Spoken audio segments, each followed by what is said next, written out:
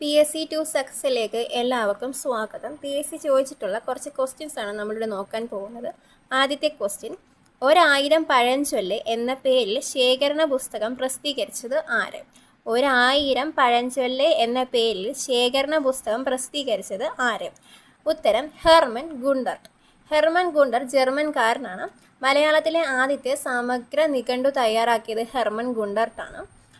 മലയാളത്തിലെ ആദ്യത്തെ പത്രമായ രാജ്യസമാചാരം 1847 ജൂണിൽ കണ്ണൂർ ജില്ലയിൽ നിന്ന് തലശ്ശേരിക്കടുത്തുള്ള ഇല്ലിക്കുന്നിൽ നിന്നാണ് അദ്ദേഹം പ്രസിദ്ധീകരിച്ചത്. അടുത്ത ക്വസ്റ്റ്യൻ, വൈക്കം സത്യാഗ്രഹത്തോടനുബന്ധിച്ച് നടന്ന സവർണ ജാഥ നയിച്ചത് ആര്?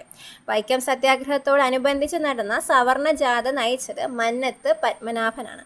മന്നത്ത് പത്മനാഭനാണ് 1914 NSS സ്ഥാപിച്ചത്. ഭാരതകേസരി എന്നറിയപ്പെടുന്നത് മന്നത്ത് പത്മനാഭനാണ്. പത്മഭൂഷൺ ലഭിച്ച സാമൂഹ്യ പരിഷ്കർത്താവാണ് മന്നത്ത് പത്മനാഭൻ.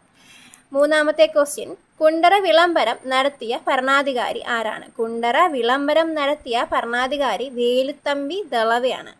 വേലുത്തമ്പി ദളവ 1809 ജനുവരി 11 കുണ്ടറ വിളംബരം നടത്തിയത്.